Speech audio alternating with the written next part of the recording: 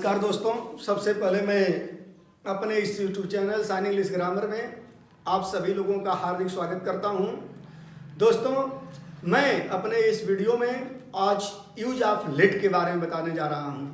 तो सबसे पहले आप लोग जानते हैं कि कोई भी हिंदी का वाक्य हो उसको अंग्रेजी में रूपांतरित करने के लिए सबसे पहले देखते हैं कि ये वाक्य किस टेंस का है, इस वाक्य में किस चीज का यूज है, ये वाक्य एक्टिव वॉइस है कि पैसिव वॉइस है।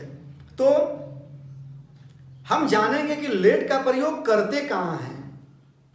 ख्याल कीजिएगा आप लोग पहचान पे इसके कि इसका यूज कहाँ करते हैं, किस कैसा वाक्य आता है।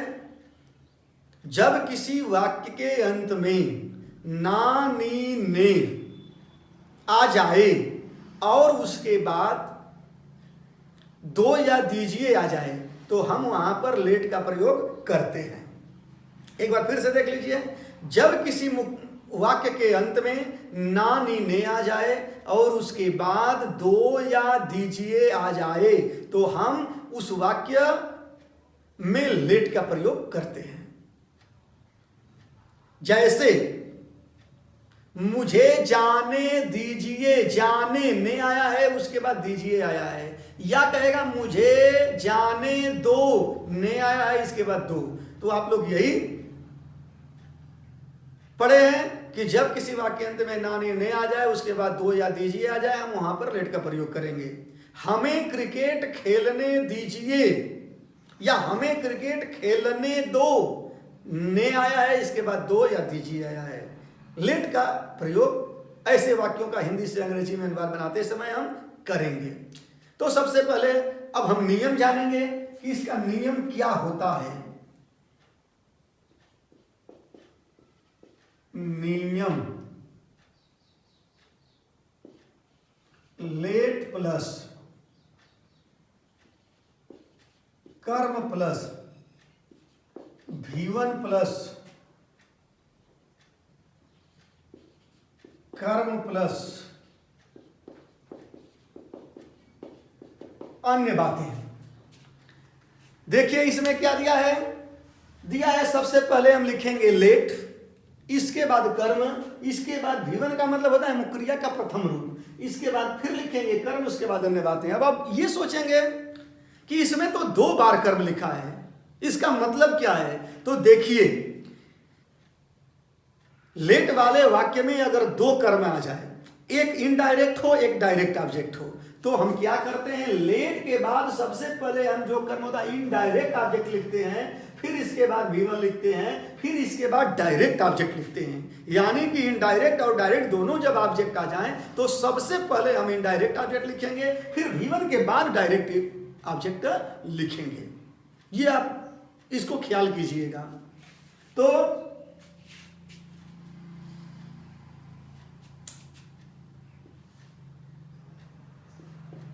एग्जाम्पल देखते हैं नंबर 1। मुझे जाने दो या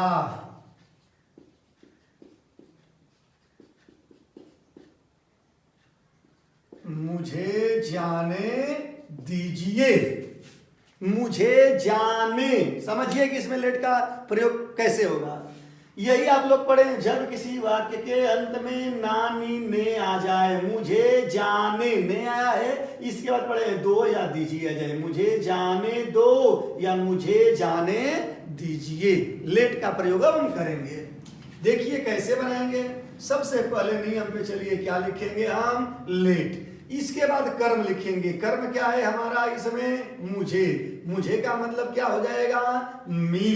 अब लिखेंगे V1 का मतलब मुक्रिया का प्रथम रूप, तो दिया है हमारा जाना, और जाना की अंग्रेजी क्या हो जाएगी गो। मुझे जाने दो या मुझे जाने दीजिए, लेट मी गो।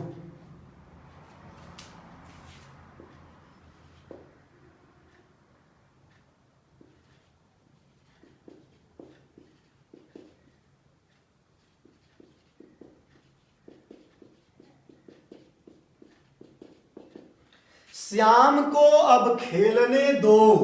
सबसे पहले क्या लिखेंगे? लेट। फिर इसके बाद कर्म देखेंगे, कर्म इसमें क्या है? श्याम। फिर लिखेंगे मुक्रिया का प्रथम रूप, खेलना की अंग्रेजी क्या होती है? प्ले। अब इसमें अन्य बातें में बचा है नाउ, और नाउ की अंग्रेजी अन्य बातें में बचा है अब, और अब की अंग्रेजी हम क्या लिखते हैं? नाउ। तो सबसे पहले हमने लिखा लेट, फिर इसके बाद लिखा कर्म, बन गया श्याम। इसके बाद मुक्रिया का प्रथम रूप लिखे, खेलना की अंग्रेजी प्ले, अन्य बातें में बचा अब की अंग्रेजी हो जाएगी now. Let Shyam play now, Shyam को अब खेलने दो या श्याम को अब खेलने दीजिए।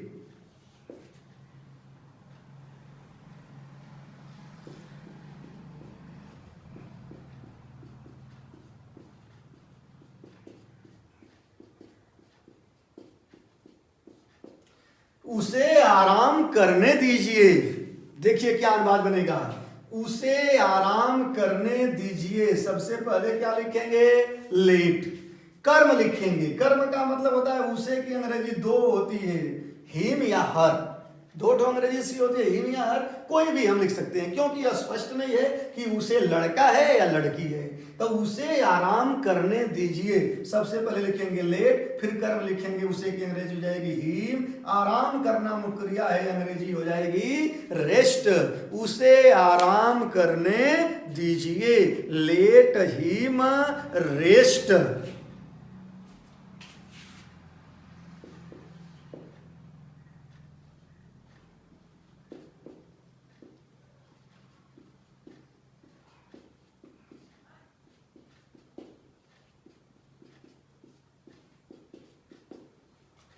उन्हें यह पत्र लिखने दो। उन्हें यह पत्र लिखने दो या उन्हें यह पत्र लिखने दीजिए। देखिए क्या इसका बनेगा अनुवाद। सबसे पहले हम क्या लिखेंगे? लेट। इसके बाद लिखेंगे कर्म।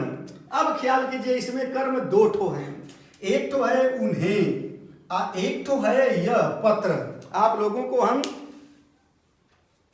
Search of subject and object वाली वीडियो में पूरा विस्तृत रूप से पढ़ाए हैं कि डायरेक्ट ऑब्जेक्ट क्या होता है, इनडायरेक्ट क्या ऑब्जेक्ट क्या होता है, कैसे खोजते हैं ऑब्जेक्ट।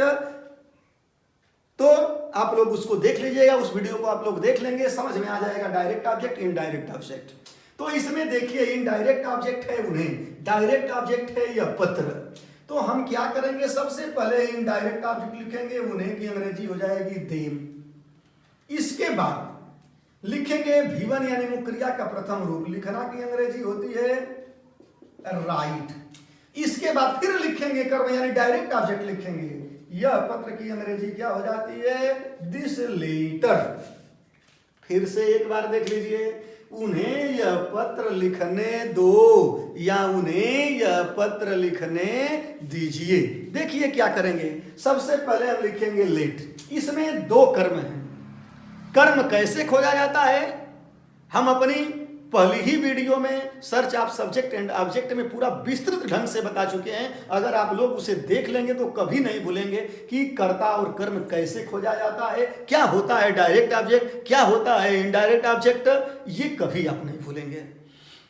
तो सबसे पहले हम इसमें लिखे लेट। इनडायरेक्ट ऑब्जेक्ट है उन्हें, अंग्रेजी हमने लिख दिया देम।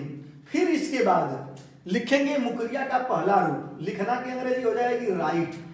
अब इसके बाद देखिए दिया है फिर दूसरा डायरेक्ट ऑब्जेक्ट इसमें दिया है यह पत्र, यह पत्र की अंग्रेजी हो गई दिस लेटर।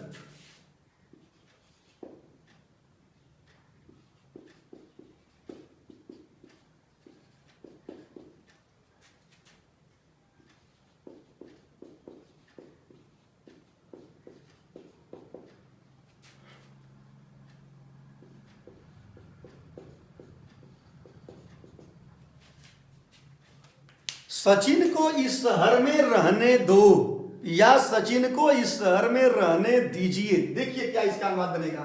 सबसे पहले हम लिखेंगे सब्जेक्ट क्या हो जाएगा? सचिन। ओह सॉरी, सबसे पहले हम लिखेंगे लेट। इसके बाद कर्म लिखेंगे, कर्म क्या हो जाएगा? सचिन। अब मुक्रिया लिखेंगे पहला रूप, रहना की अंग्रेजी क्या होती है, लीफ।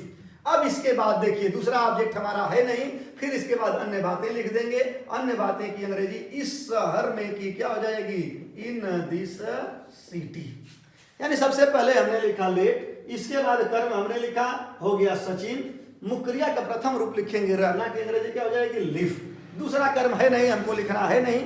अन्य बातें बचा है इसमें, इस शहर में अंग्रेजी हो जाएगी इन दिस सिटी।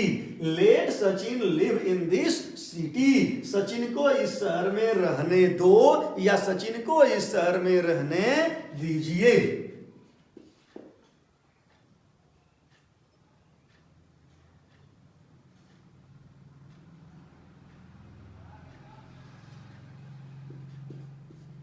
मुझे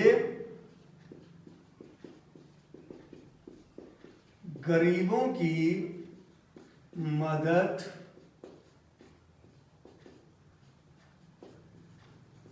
करने दीजिए। मुझे गरीबों की मदद करने दीजिए।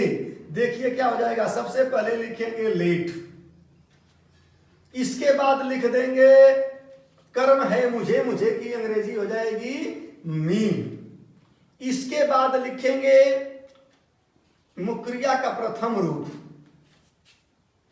मदद करना की अंग्रेजी हो गई हेल्प। गरीबों की, गरीबों का मतलब हो जाएगा द पुअर।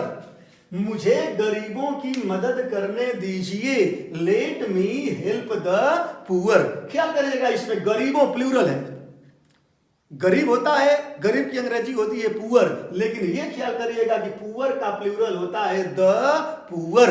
पुअर का प्लूरल पुअर्स नहीं होता है, पुअर का प्लूरल क्या होता है, द पुअर। ख्याल कर लीजिए इसको, कोई पूछेगा कि पुअर का प्लूरल क्या होता है, द पुअर होता है। धनी होता है रिच माने, लेकिन धनी का प्लूरल क्या हो जाएगा, रिच का। रिच का प्लूरल हो जाता है द रिच।